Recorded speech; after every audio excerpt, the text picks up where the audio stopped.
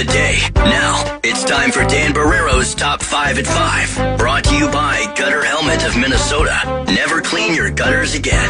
Learn more at gutterhelmetmn.com. Louie is in the house, brought to you by Kemp's. We also have Top 5 at 5 to get to as well. Welcome back.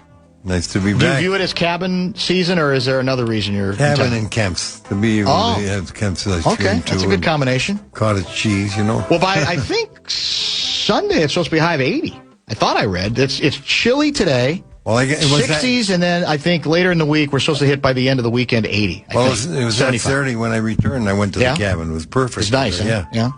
Just gorgeous. Well, so do you have to hire one of your minions when you guys come back after you haven't been at the cabin for a while to freshen everything up, open the windows, do the laundry, do the sheets? How's that work? Do you get one of your minions, one of your Bobos? We have people there all year long. You do have people? Yeah. Oh, okay. Yeah, well, it's big enough, that's for sure. There's no question about that.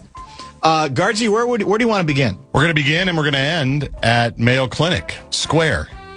Tim Connelly, president of basketball operations, your Minnesota Timberwolves, did his exit interview today with Johnny Athletic, Jace Frederick, Dane Moore, cast of thousands.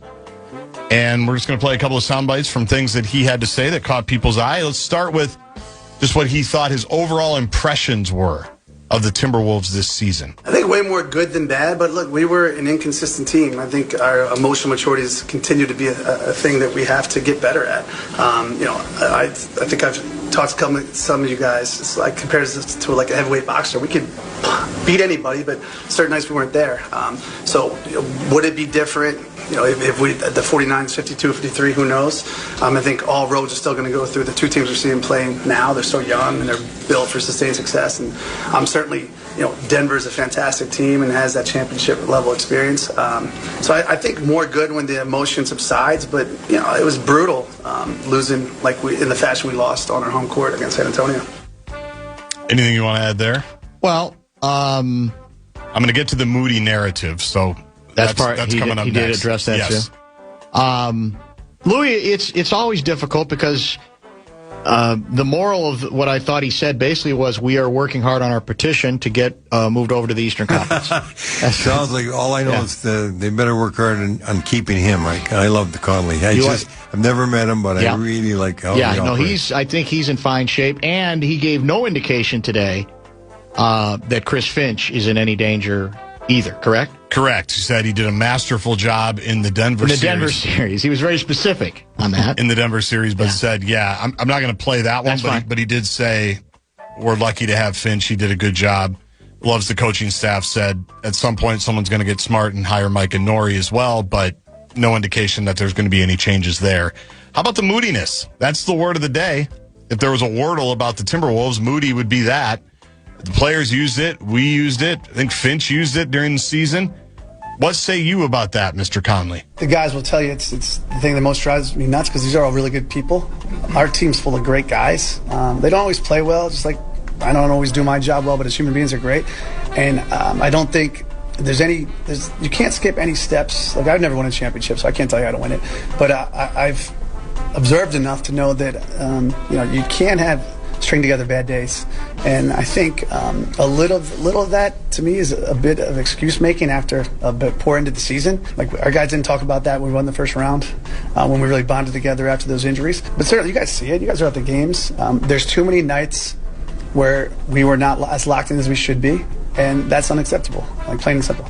Does every championship team, Louis, need a jackass in the locker room? And I don't mean a jackass as in selfish to the detriment of the rest of the team, but a jackass who says, we ain't settling, boys and girls, and as long as we try to settle, you're going to have to deal with me, and I'm going to make your life torture. And I have to tell you, most of the teams that I can recall that won championships always had a guy like that. There has to be a Michael Jordan with the mindset he got. You might have Scottie Pippen feeling upset about him now, but look at how many championships they won together. You just... there has to be a feeling that this is the way we're going to do it. That's the way we're going to do it, like it or not. I'm just surprised to even hear that moodiness. I can't understand how people, when you're winning, would even think about that. And if you're losing, you're going to worry about that somebody was scoring more than you in a loss. That shouldn't come to mind. No, it's concerning because to an extent, then I think if you're running the team, if you're Tim Connelly, you have two choices. You either bring in a different coach to offer a different voice, or you got to change the players, right? If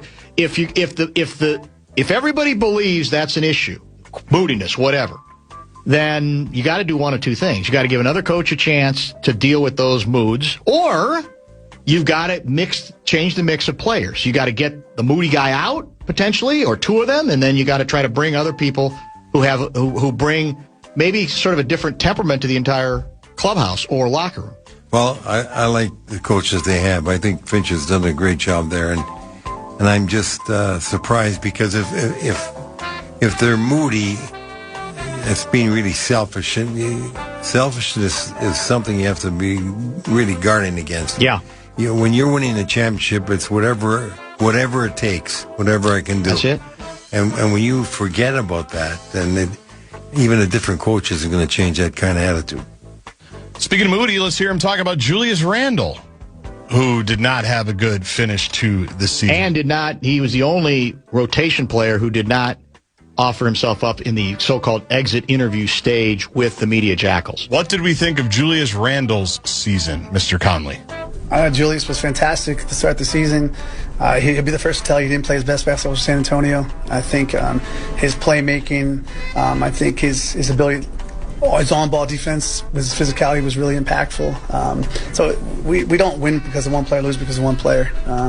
I think when we lost in the fashion we lost to San Antonio, they were clearly the better team, and we have to look at the collective, me included, the whole building.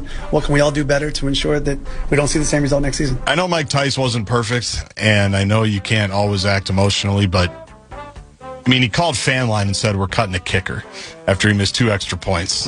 I know that's probably too much to expect Tim Connelly to do today, but it would have been nice. Emotionally, it would have been satisfying. The reality, though, is they want to trade him. Yeah. So if you're going to trade him, the last thing you're going to do publicly is bash the hell out of him, right? Well, he's always told us that. Stop complaining about the players. I got to trade them. That's exactly right. If you want me to get the trade done, if you want me to get this guy out of here, I've told you that's the Isaiah Ryder story. We all had pretty much turned on JR because of his immaturity, right? Talented, but immature. It was a mess here. Dumb things happening in the locker room, the whole bit. And the Wolves are on the verge of getting a deal done with Portland.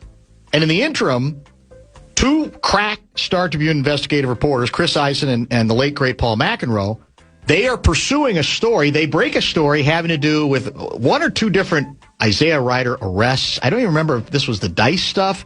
I don't remember what it was. So they break the story. They have a story. This is before he's been dealt. And I get an angry phone call from McHale at like 7 a.m. Chad asked if McHale could call because he was mad. And the McHale line was basically, first of all, he didn't think the story was true or accurate, which it was. But beyond that, he goes, I'm trying to get this bleeper out of here. You guys are going to ruin the deal because now Portland's going to back out of this thing. As it turns out, Portland didn't.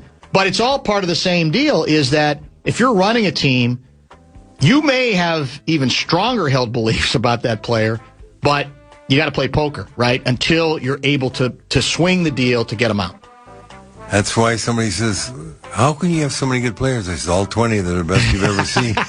You were never going to hear me badmouth by a player, and I used to tell the coach the same thing. If you don't like him, that's fine, but we got to get rid of him, and we get the most we can back from him. I just never, ever, I don't ever remember even seeing a guy made a bad pass.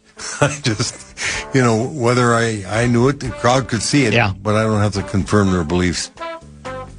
Good place to end. Bonus bucks?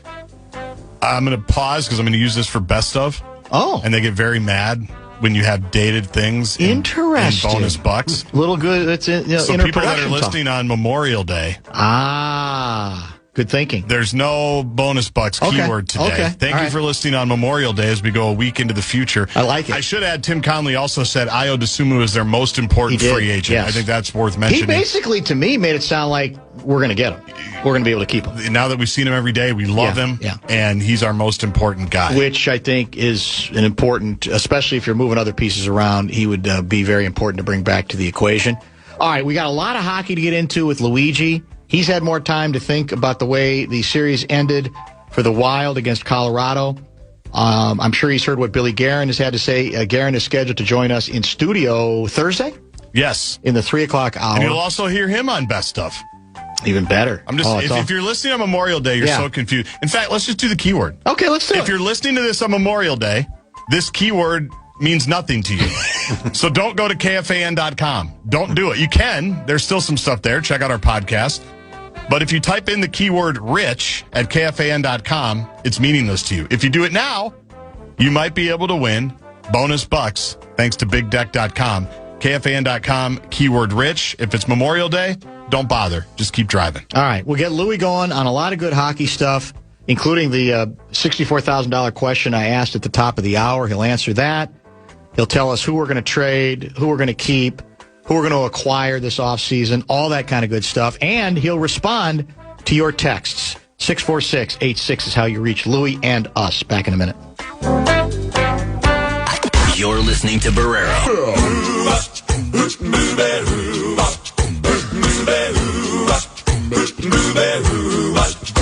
Well, she sneaks around the world from India to Carolina. She's a sticky-fingered filcher from Berlin down to Belize. She'll take you for a ride on a slow boat to China. Tell me, where in the world is Nanne? How excited, Louie, are you? How thrilled are you to learn earlier today, you might have heard it yesterday when it was first reported, that Minneapolis will host the 2028 National Football League draft. How proud are you that we will host the draft? The draft has become a thing, Louie, and we are getting our hosting opportunity in 2 years. I'm really excited about it. Wendy Blackshaw did a fantastic job.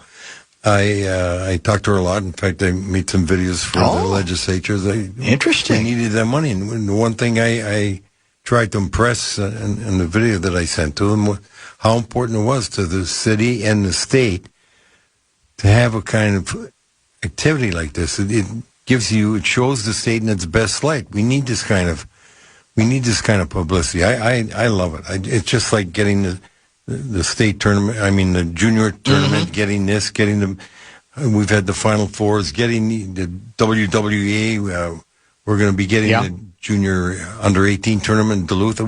This is fantastic for the state. And I was really excited to hear about the draft, the NFL. We had the draft here in hockey. Let me see, it was 19, I got it the year after when I became president, 1989. And I was thrilled about it. I don't even remember that. Yeah, we had a draft here. In fact, I had the governor's dinner. I set it up at Murray's downtown. Tavern 23? No, that was pre-Tavern 23. Yeah, it was Murray's. It was a wonderful time to have people come from all around the country and show off the city and the state.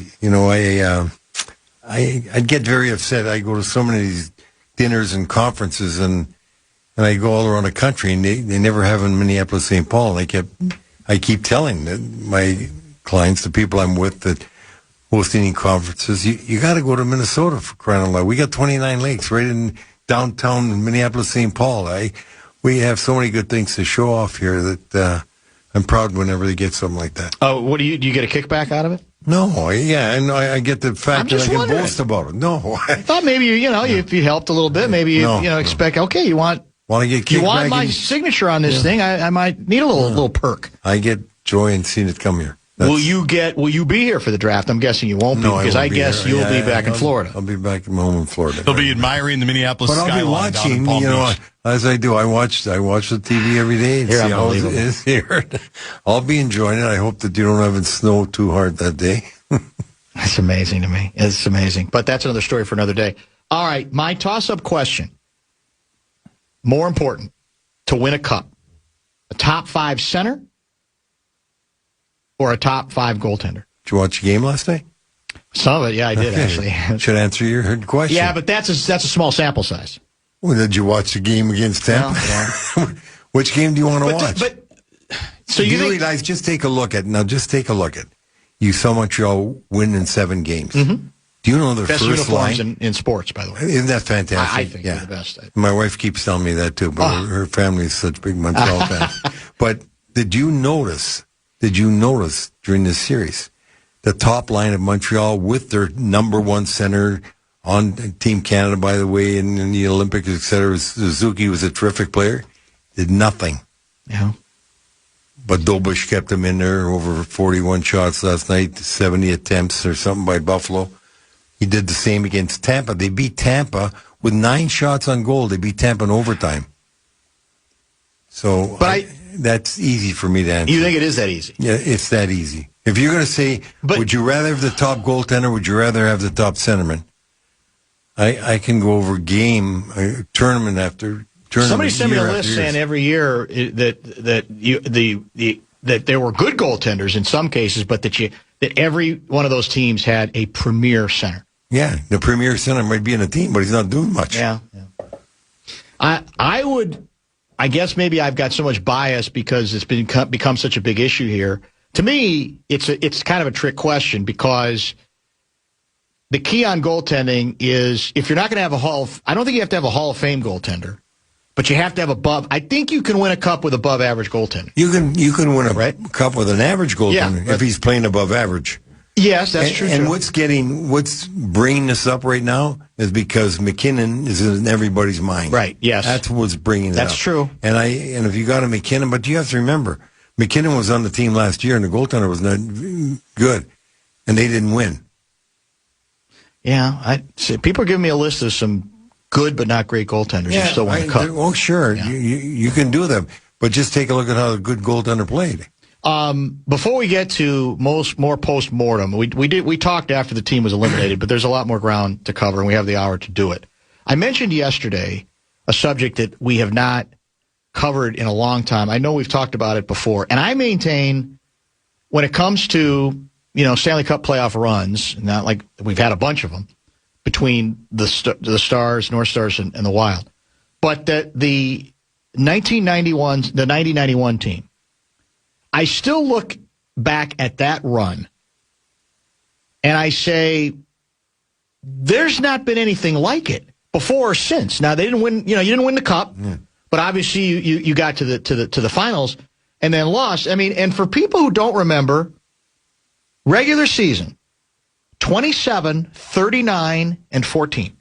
Right. That was your record. Yeah, just made it at the end. And they went, and that team not only went to the Stanley Cup Finals, at times they looked dominant in getting there. How does one look? When you look back on that, how do you explain? Is that goaltender driven? Is that something? I mean, how do you explain being pretty mediocre team during the regular season and making that kind of a memorable run? Well, you have to remember that team wasn't as mediocre at the end as it looked during the year. Madonna was growing, Smith was at it, Bellows was good. You had a lot of really good parts in that team. And they started to just mature and come along. Just made the playoffs and come along. And that's a year when 38 points below the Chicago Blackhawks as the number one seed in the Camel Conference. 38 points less. The Stars were in the 7th spot. North Stars. Yeah. And that's why I'm saying that team was very ordinary going on. As a matter of fact, that was my last year I was staying with the North Stars. Mm-hmm. And I had already taken a job at Piper Capital, and I had agreed to join them April 15th, which was the end of the regular season, because I didn't think we were going to make the playoffs. And I was with Norton Green. A funny thing happened, like in February, for instance. I'd always have the team go out and take a picture like Orchestra Hall or Rice Park, dressed up in tuxedos and tennis shoes and play with instruments. And Pillsbury was our sponsor, and they'd put that in the calendar. And then we'd give it out to the fans. And at that time in February, Norm Green says, "Where are they going?" I said, "They're going to Rice Park for a team picture for the calendar." He says, "Am I in it?" I said, "No, you're not in it." He said, well, "How come I'm not in it?" And I said, "You're not in it because only the team's in it." I says, "Gainey's not in it, Clark's not in it, you're not in it." And he says, I love this. "Why are you doing that?" I said, "Well, we have this deal with Pillsbury, and I get $25,000 for the calendar. They have to buy 8 season tickets. I get this and this. I didn't agree to it. I said, you haven't agreed to a contract since you've been here. I've been agreeing to every contract. And he says to me, I don't know how we're going to keep working like this. I said, we're not. I've already got a contract. I'm leaving here April 15th. So I said, I give my word. These are my people. I said, I do not have to sign something. If I agree to something, I live by my word. And so it's going to be over then. And when you know, April 15th, now I got to stay. So I'm working half a day at Piper and half a day with the North Stars. That's too good. So the first round beat the Blackhawks in 6, then beat the Blues in 6, then dominated Edmonton. In 5, mm-hmm. and then obviously lost to the Penguins in 6. Right? And that last game was ugly. That was the 8-0 game. That was here. Mario Lemieux was absurd. Yeah, it was. But it was a lot of fun to cover because it did.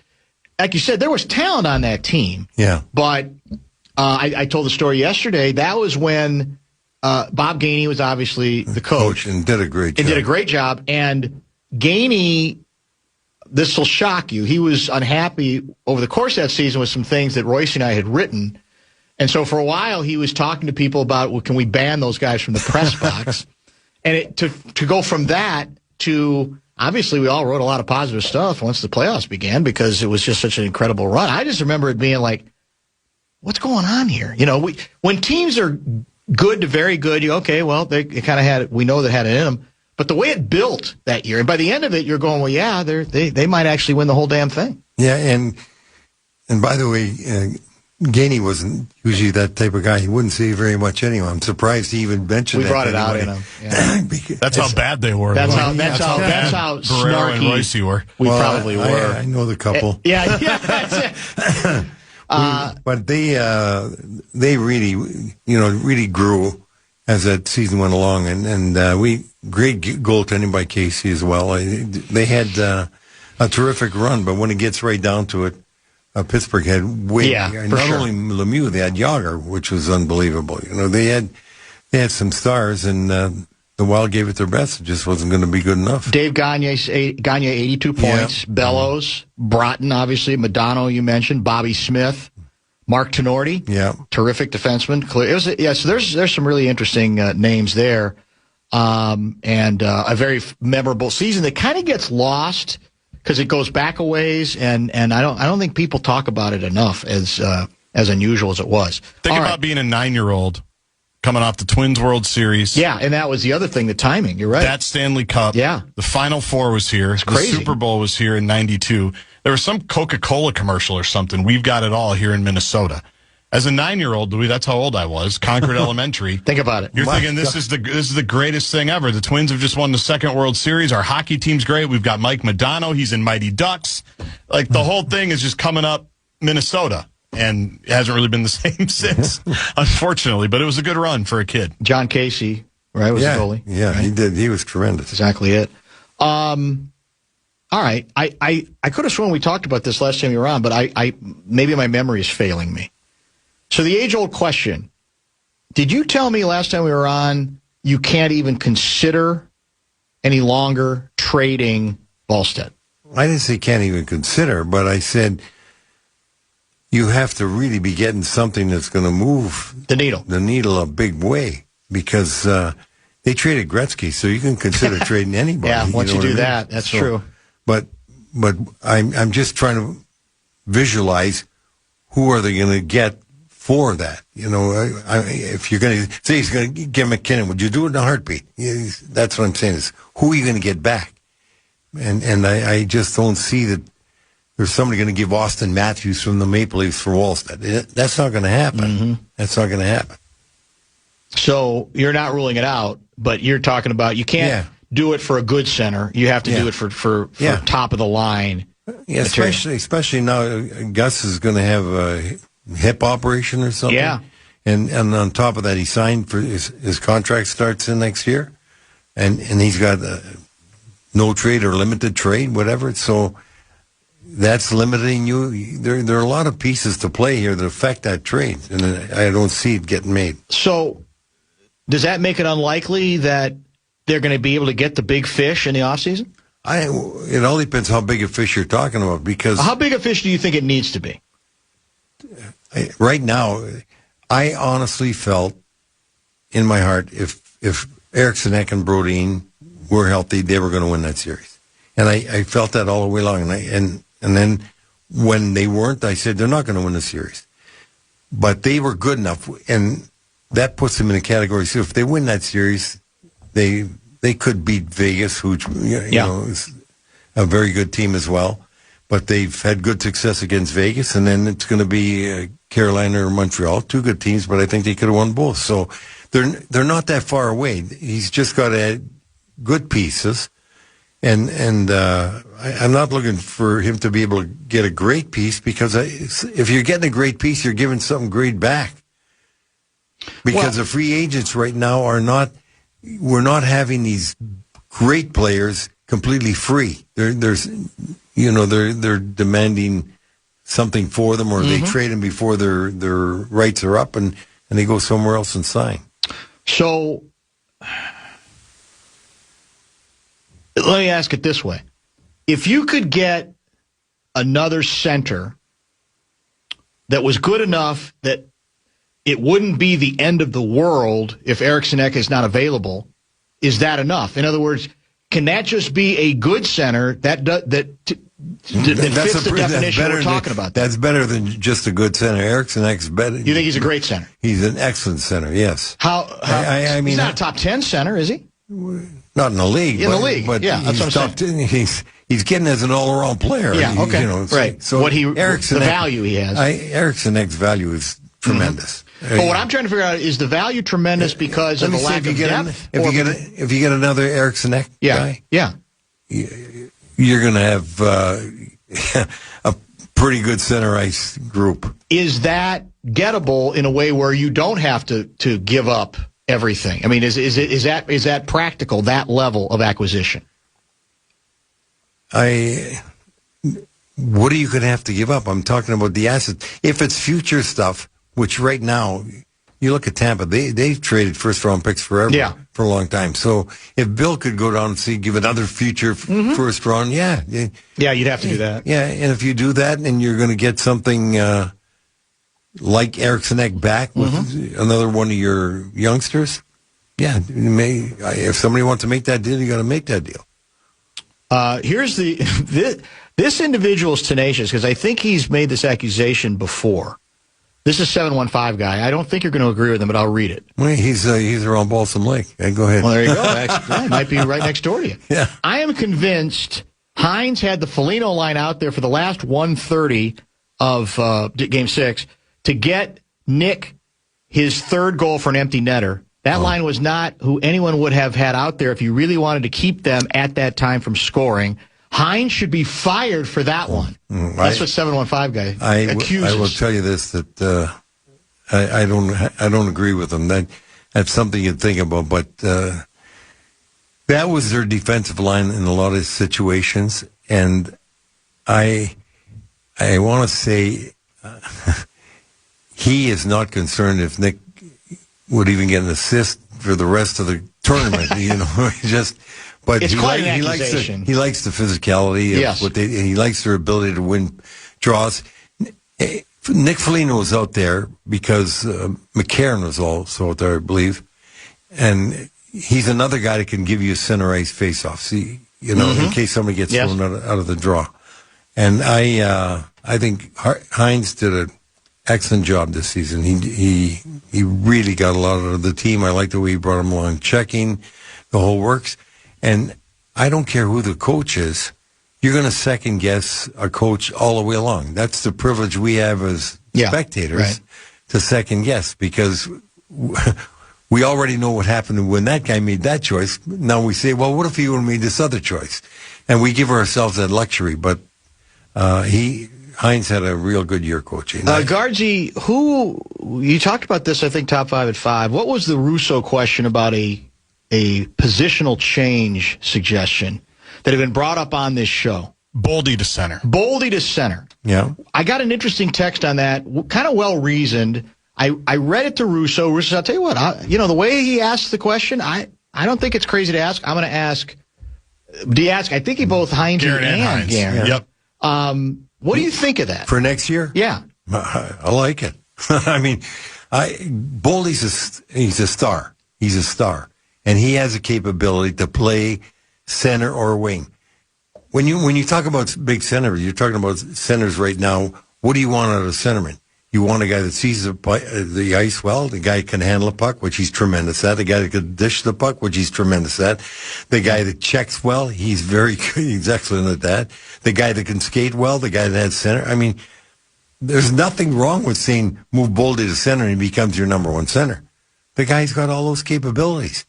And what people then forget is they say, well, now we need a wing, which we do. And that's what Bill does. Bill, is it easier to get wings than centers? No, it might be. Yeah. But you're talking about the level of the wing. Right. I just know that if Bill could get that wing, if he thought, I want the wing, they'd have no problem doing that. Gaardsy, I think Heinze, they both said no, right? Or they said it's not the worst idea, but it's not something they're necessarily thinking about. So I don't know. I mean, to me, sometimes it's necessity, right? It just depends on what else is available to you. I think you got to be creative. Yeah, you can very definitely rule anything out. I mean, there's been a lot of guys that played center and played wing. Yeah. You just want that kind of ability on the forward line. If you get that kind of ability, then it doesn't matter where you're scoring from. You look at teams. Some have the great ability. What was the great ability in the Red Wings forever? Gaardsy on the right wing. Yeah. Everybody's saying, can we get another wing like Howe? Yeah. Good luck. Yeah. And I think I got, no doubt Bill's done a fantastic job. And if he gets an opportunity to get a high quality player, he's not going to say he's got to be a center. He'll take him at a wing. He'll fill his holes. He knows what he's doing. Dr. Mike writes, Wallstedt for Jack Hughes, dare to dream. Dare to dream, because they're not going to make that deal. I mean, their goaltender's not too bad in New Jersey, and so we just have to hope. As we said, Hughes, I would expect, is going to sign at least a 3-year here, and Jack's contract's going to be up around that time. Maybe at that time, the Wild will have something else to give, and Jack will force a trade here. Is there a center in Iowa who has a chance to play next year for the Wild? That's from Rodney. Well, height. If they want to play height at center, I think the kid they're really looking at is Strammel. And we got to see how he develops, because it is a step up. But take a look at, if you watch the game last night, take a look at that Benson kid playing for Buffalo. Came in at 18 years old, never looked back. 3 years, he's a tremendous player. If Strammel can make the jump next year, that really is something. All right, let's get a pause in here. More questions for Louis. He's with us for the hour, and we'll get to some other stories as well. 64686, that's the Bradshaw and Bryant KFAN text line, I should say. Luigi in studio. We will return in a minute. This is Bumper to Bumper with Dan Barreiro on The Fan. 1,000! We were talking about the North Stars' improbable run in 91 to the Stanley Cup Finals. What I did forget before looking it up and being reminded by a texter, in the finals, the Stars were up 2-1 in that series. Yeah. You were up 2-1. I was doing the TV, I know. That's right, yeah. Yeah, it's crazy. It was pretty remarkable. Having to find the house that was going to get the pay-per-view during that run, that was remember those days, the pay-per-view? That was your guy's fault. That was big Norm Green thing. Yeah. You loved that. Yeah. He loved it. He's just so much. We wanted to see you, Luigi. We had to find the right guy. That's true. We had to find the right house. There's so many stories. Everybody's mad about Amazon Prime now and all these things. You got to go to all these apps. Like 9 years old, you get in the game, your dad get in the game. We got to find the game. Pay-per-view. That's very, very true, Davey. That's the way it was back in the day. Do we know what is Gagne still in hockey? Is he in any kind of official position? No, he was sort of helping out with London Juniors, and then he was scouting for a while. His son's still playing, but I think he's done now. You know who's still involved is Basil McRae. Oh, is that right? And I see him at the Florida games sometimes, and when I go down to the game there, because he lives in Florida. He's also trying to grow the game. Yeah, he's grown it on the West Coast. On the East Coast. Yeah. Gagne was, you know this, from as you know, in the newspaper business, you tend to go back to the same people who are going to be available, whether it's a good game or a bad game. Because when it's a bad game, a lot of guys don't want to talk, or they're grumpy, or whatever. Yeah. He was gold for reporters because he always made himself available. He was always honest. I mean, he was, the whole time I did newspapers, he might have been as good an interview as I ever had. I mean, he was just unbelievable. This is one of my favorite stories. I might have told it to you before, but for those that didn't hear it, I was at a game when we were playing, and I watched my defenseman play. It was Yuri Goldstrand. I couldn't take it anymore, so I said, I got to make a deal. So I went back to the phone. I called my pro scouts, and I said, who's any good in the minors that might be good? And one of them says Dave Gagne. He's in Springfield. I think it was Springfield, but he belonged to the Rangers. I said, okay, so it was the next morning, right around noon, I called Greg Patrick, who was general manager of the Rangers. His assistant said, he's not here. I said, where is he? He said, he just went to Sweden. And I said, where is he staying? She said, I don't know. So it's 11 o'clock in the morning, 10:30, 11 o'clock, and I thought, it's 7 o'clock. It's about 6 o'clock in Sweden. So I said, I go look at my schedule. Where would I go to a game if I was going to Sweden tonight? And I got this place way up in northern Sweden. Got to town. That's when you can call an operator. I called an operator in that town, and I says, what's the best hotel you have in town? And they gave me the name. I says, connect me. So they connect me, and I said, is Craig Patrick there? And they said, no, he just went out to dinner. I said, because it was a small hotel, I said, where'd he go? They said, I don't know. I said, what's the best restaurant in town? So they connect me to the restaurant. They call, and I said, you got a bald-headed guy in there, thin, and he's having dinner. His name's Craig Patrick. Go and tell him he's got a long-distance call. He comes to the phone. He said, hello. I said, Craig, it's Louis. How the hell did you find me? I didn't even know I was coming here till 5 minutes ago. How good is that? I just figured what I would do. And we made the deal over the phone right then. Is that right? That's how you got Gagne. That's how I got Gagne. Oh, that's terrific. That's whatever happened to Pierre Paget?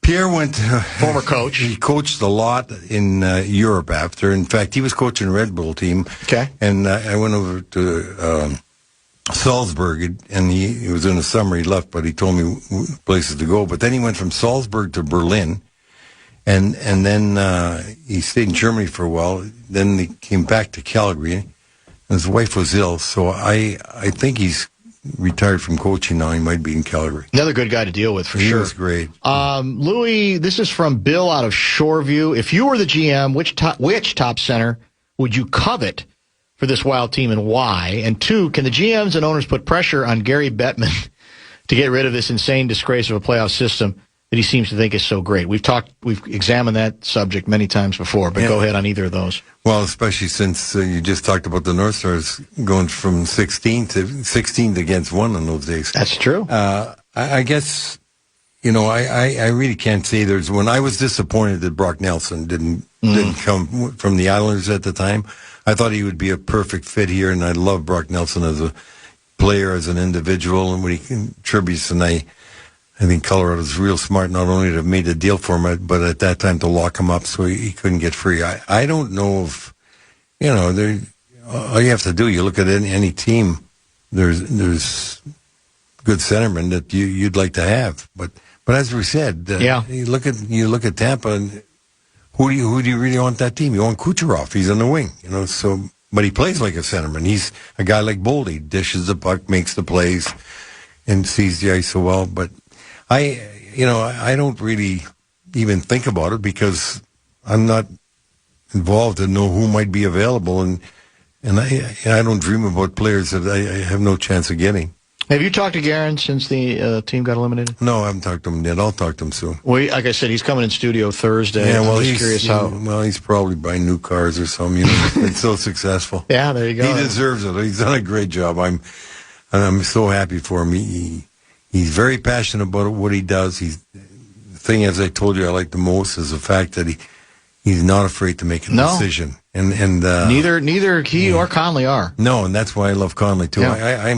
I think we got some great people in sport here I think things that I love watching. Yeah, I mean, I don't think there's any question Connelly's going to swing big. Now, whether he can succeed or what the move is or whether it works out is another thing. And I think Guerin wants to, but they're kind of in different positions. We talked about this yesterday because I think in the case of the Wild, the feeling is the core is here, and then you just got to try to add. In the case of the Wolves, I think there's real concern that you got to change things in the locker room, which means you could be moving a lot of pieces around. That's the difference. And that can be harder, but it also can be very effective. I don't think it's harder for the Wolves. And the reason why I say that, because they have so many free agents come up in basketball. You don't have those kind of free agents come up. They got different tiers where they can sign players. So I think that gives the Wolves great flexibility to make some of the moves they want to make. Couple texts. Oh, this is an interesting question that I am curious to get your view on. Gaardsy and I talked about this briefly yesterday. This is from 651 guy. Can you ask Louis his thoughts on Ant shaking hands going into the Spurs huddle, basically, in Game 6 with 8 minutes to go? Has there ever been anything similar to that in a hockey game before? It's a different logistics, but did that bug you? Do you think people are too worked up over it? What do you think? Because a lot of old veteran NBA players are saying, no, man, I know Ant's competitive, but you got to wait till after the game. Yeah, that's the way I feel. I didn't think that was the right move. The game's not over yet. I don't care. Till the end, it's almost like saying, "Oh, don't worry about the other guys on the court. The thing's over. We all know it." And I wouldn't advocate doing something like that. I don't think it's proper. I think it's the right thing at the end of the game to congratulate them. And you had a great series. You work hard. You didn't win, fine, but not at 8 minutes to go. Have you ever worked or been a part of a moody locker room, a locker room of moody players? This seems to be a sub-theme of the Wolves. You heard Connelly during the Top 5 at 5 say, I think some of that might be a little bit of excuse-making after the fact, but take it for whatever it's worth. Have you ever been in a moody locker room? Does that exist in hockey? Yeah, we've had some moody guys, and we'd make fun of them all the time. I mean, it would just, they knew who they were. And, take a guy like Bob Pulford, we tell him, hey, happy hour starting, you got to go home. We just don't want you around when it's starting. So there are moody guys like Pulley but they know about it right away. The hockey players have no problem letting people know. I mean, one of the things hockey players do most, I think more than anybody else, make fun of their teammates all the time. To their face, behind their back. Right. It's an endearing to them attribute that they have. They like to do that. This is from Cecil in Maple Grove. I met Louis as a 13-year-old at the Bob Seger concert in May 1983. I was sitting next to North Star's bench, and Luigi suddenly appeared from the locker room and was standing in the bench area right below me. You remember Bob going to a Bob Seger concert? Oh, yeah, I love Bob Seger. Yeah, okay, there it is. I loved a lot of the concerts, but Bob Seger, I really enjoyed. One of the ones that I take my wife and I and our 4 kids, and the kids at that time were between 8 and 12 years old, and it was to the Rolling Stones, and it was in St. Paul. Okay, and sit down. And there's these guys in, 17, 18 years old. Hey, Lou, what are you doing at a concert like this? And I said, they profiled you, didn't they? I like these guys, too, Yeah. And then they start smoking dope, and they're trying to get my wife to take a doobie or whatever they call it. And my wife's, no, I don't smoke, but you just got to take one drag. Oh, that's too good. Yeah. That's too good. So that would have been how long ago? We're talking. Well, I'd have to say 80s. Before that? Yes, try about 80, 81. 80, 81. Yeah. So, St. Paul, Civic Center? Civic Center, yeah. Tried to pass Francina Doobie? Oh, yeah. Oh, not just once. More than one. I don't think they stopped smoking the whole time. Tell the truth. Did you take, one hit? No, I just don't. I went to a drug convention that the Washington put on for all the different sports. And Frank Mahalovich and I represented the hockey, and I was in there, and they're talking about drugs that I know nothing about. And I said, I tried when I was playing amateur hockey, and we'd go from Rochester, Minnesota to Marquette, Michigan overnight, and the trainer gave me the green thing to try, and then I really got hyper, and they said, well, you just must be too hyper anyway. That stuff, that's how it affects you. I didn't know what type that stuff was. Yeah. That's the only pill I remember ever taking in my life. Yeah. Scared you? No, actually, it calmed me down rather than get hyper. Oh, and that's what it says. Yeah, it said, it's working in reverse on you. Nothing new there, right? No. That doesn't surprise me. I mentioned this yesterday. I alluded to it early. They had, I think, the whites on Montreal Canadiens yesterday, but it's there. And I don't know how many different uniforms we have anymore, but the one I still think is my favorite sports sweater gear ever is the Montreal Canadiens red and blue. I think it's a combination. Yeah. I don't know what kind of red, that shade it is, but and maybe I admit it's related to the history of the team, which is so rich, as we've talked about, going back to the glory days. But I just think it's the prettiest sweater in sports. Well, period. I have to tell you, my wife said to me during the game, and that was when they were playing back in Montreal. Yeah. She said, that's still the best sweater in sports. It is. And I said, and she said, and they don't change it. I said, well, did you ever notice the 6 original teams still have their original jerseys? Because they were so iconic, and they don't want to lose that. Yep. And that's smart, and that's the way it was. But I have to tell you, sometimes I go to, I think the Blackhawks are the best. Yeah. Then I go look at the Red Wings, which is my favorite team, and I love the wheel. Then I see the Rangers.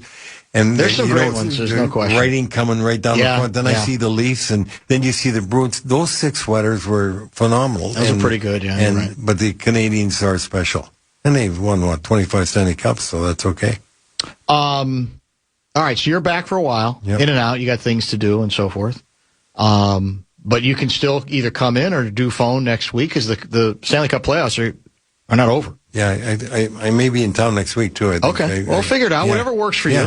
We're very, very flexible. Yeah. Did you notice that the U.S. team got beat 2 of the first 3 games in the World Championships, and Canadians got Celebrini there, and they got Crosby there, and the Canadians want to win. They haven't won the World Championship for a while, so that is interesting. The Olympics, what a different thing. That is very interesting. You're right. It's just amazing, and usually you don't get those kind of guys. Yeah, that's true. One year I had Lars Lindgren playing for us, the North Stars, and it was about 84, 85, and in training camp he says to me, Louis, said, I really want to go home and play. My wife thinks we should raise the kids at home, and I'm under contract to you. And I said to him, okay, in one condition. He said, what's that? I said, you come back at the end of the year if I need you in the playoffs. He says, okay, fine. So he goes home. We're in the playoffs. I call. I said, Lars, I need you to come. He said, okay, I'll come tomorrow. I get a call later in the afternoon. He said, I can't come. He said, why? He said, Mr. Berglund, the head of Sweden, he says, no, I got to play for Sweden in the World Championship is what I'm talking about now, because that's such a big thing. I said, no, you're not. So I called Berglund. I said... You had to find him in a hotel, too? No, yeah. And in a restaurant? Him in the office. Yeah. And I said, no, I own his rights. And too bad, Lou. He's under contract now to us. He's playing for us. He said, you realize now you're screwing me. And you know what that means. He said, no, what? I am going to screw you. And so... It's like Mafia Wars here, no, that's the way I just have that. Yeah. I can't help myself. Next year, wouldn't you know it, we lose out Kent Nielsen, the best player in Sweden. Early in the morning, I got a call, 6:30 in the morning. Trainer says, Lou, I got to go over to the rink to get Nielsen his equipment. I said, for what? He's going to play in Sweden for the World Championships. Oh, no, he's not. I said, what do you mean? I just tell him he's not going. I'll take care of it. I got up. I called Sweden. Now it's about 2 in the afternoon. He says, they gave me Berglund. I said, Mr. Berglund, yeah, Lou Nanne. Hey, Lou, how are you? I said, I'm good. He said, especially because I get to call you. He says, why? He says, because Ken Nielsen's not coming to play you. Play for you. He said, what do you mean? You guys are done. I said, yeah. I said, we weren't done last year, and we got Lindgren. He said, well, why would you do that to me? I said, remember you told me that you're going to do that? And I said, you're screwing me. I got to screw you back. He says, well, are you screwing me back now? I said, yeah. He says, okay, are we even? Lou Nanne, he forgives, but he never forgets. That's right. This was like a mace in your face episode. It really is. Yeah, these are good. These are outstanding. I don't remember these stories. No. There's always, you know what it just proves is as many stories as you've spun and told, there's still more. Yeah. Right? Depending they come on to me like exactly. this. In certain it's organic. Yeah. You just never know when they're going to come to you. There's always maybe there's another book in there somewhere. No, are you out of books now? No, I'm out of signings. Yeah. Are we even? Yeah. Are we even? How good is that? I love that when he said that. Are we even now? I like about the Patrick story was what you basically did is you projected yourself. Okay, if I'm going to go to this town, I'm going to stay in the best hotel. And I'm going to stay I'm going to go eat at the best restaurant that night. So it's good to be an NHL executive. Yeah, that's the moral. No, they all don't do that, though. That's what, they never think about that. Not all of them are the same. No. Eh? Thank you, my friend. Good to see you back. Welcome back to town. We'll talk next week. Thank you. Great stuff from Louie. Thanks. Top of the hour break. Back in just a minute. Bumper to Bumper with Dan.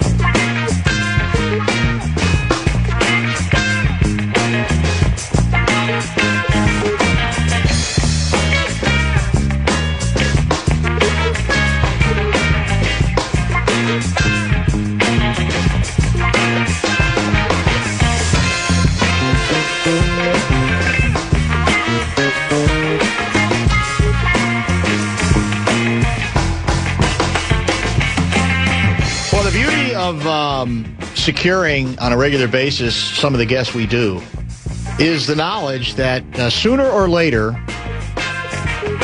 they will tip us off, maybe even unwittingly, on a story that I guess you could say comes to fruition, that they kind of hint at. Sometimes it might take weeks, sometimes it might take months, perhaps even years. Sometimes it might be the same day. We were chatting with our guy Mitch Lawrence, NBA Big Knocker, earlier today about the Dallas Mavericks, primarily because we were speculating on the possibility of Kyrie Irving ending up here in an offseason in which we expect some Timberwolves movement and some creativity and some imagination from Tim Connelly's office. And he reminded us that they've had a management change in terms of president of basketball operations.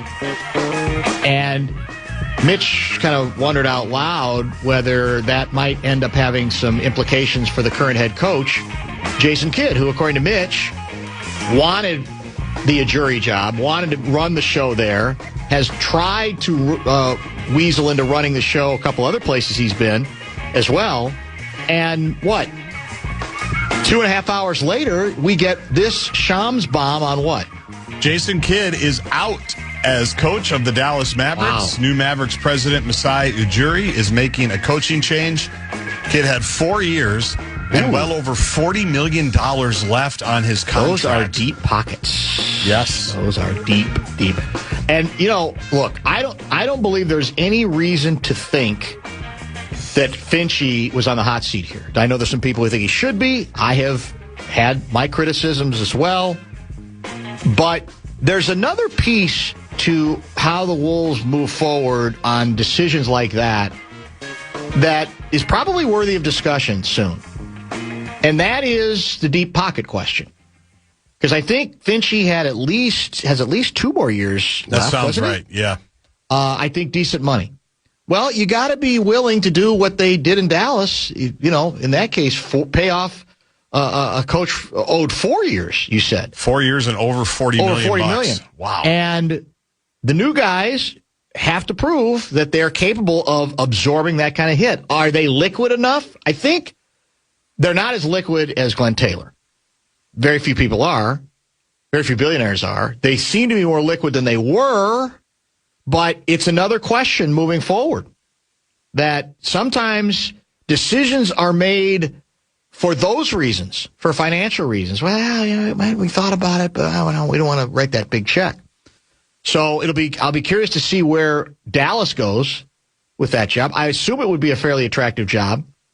And they have Cooper Flagg, yeah. They have Cooper Flagg. And, again, with new president of basketball operations, I don't know how he feels at all about Kyrie Irving. We don't even know how Kyrie Irving feels about Dallas as a franchise at this point. Might he say, I don't want to wait? Can you help me out? Get me out of here? Remains to be seen. It's one of the open questions. But Jason Kidd, who I assume will get another. I mean, I think he's been a pretty good coach. My guess is that's not going to be his last coaching job. Do you think? I mean, he's not going to get one right away, but I think he'll get another job. Yeah, probably. So where's he coached? He's coached in New Jersey. He's coached in Milwaukee. Milwaukee, yeah. And now Dallas. I don't know if we're forgetting one, but I think if he wants to. Yeah, I think he'll $40 million bucks. How old is he? Probably 55. Sounds about right. He was in the Fab Five era of college basketball, 92, 93. He was the guy. Who were the top picks the year we were deep in the lottery and we're supposed to get a top 3? My dream scenario for the Wolves was having the chance to draft Jason Kidd. The first time I saw Jason Kidd, I want to say he was a freshman. Yep. And I think I saw him at the Rosemont Horizon in suburban Chicago. I think it was a first round game. And he was already well talked about. But now again, you could say it took him a while, but eventually he became an outstanding professional player, obviously. Took the Nets to the finals. Had some shooting issues early, improved in that area. But it's the old Ricky Rubio line, about making 2 people happy and 1 person happy. As dysfunctional as want to talk about Moody, as the Wolves were, my fantasy for them was get the ultimate passing point guard. Everybody will feel better playing with Jason Kidd just because of what he can change on the court. He will find the open man. What year? Who do we end up with that year? We ended up with Donyell Marshall, didn't we? You nailed it. Yeah. Very good. 1994 draft. And that was the 4th pick? Yes. Yeah. First 3. It wasn't that weren't we supposed to be? Didn't we have the most lotto balls again that time too? And we dropped to 4? Probably. Maybe we dropped 1, but I know who else was in that draft? Grant Hill? Grant Hill went 3rd to the Pistons. And who was 1 and 2? Jason Kidd was 2. Jason Kidd was 2. To Dallas. I don't remember who was 1. I should, but. And, I mean, he had a good career, but not the best NBA career. Glenn Robinson. The big dog. Very good. Yeah, I watched his kid in the Nuggets series. I didn't want the score. I wanted the guy. It's like, man, these guys are so, they don't like each other. They're always, again, you want to talk about Moody. Get a guy who will preach unselfishness by what he does on the court. He will find the open man. It probably wouldn't have mattered. It probably would have been a disaster here because it's everything then tended to be a disaster. Well, you just look at do you remember who went 5th that year? Juwan Howard. Yeah. Very good. Well, I was a little bit duped on that because I thought Juwan Howard was going to be a great pro. I think it's fair to say he was a good pro. Good pro. But not a great pro. Better than Donyell Marshall. Yeah. And I think. You can, if you really want to embarrass me someday, you can find the first game that Donyell Marshall played. I think the Wolves, I want to say, were in Denver or Seattle, and I went on the trip. And I built the whole column around Dale Ellis was playing for the opposition, coming up to the scorers table and basically saying, to the visiting media, like we were, say, hey, this kid's gonna be a good player. And I think I used the quote. And and the irony is, ultimately, he was a pretty useful player as a 3-point shooter, but we didn't use him that way. Right. He didn't develop that till much later in his career. But he wasn't Jason Kidd, that's for sure.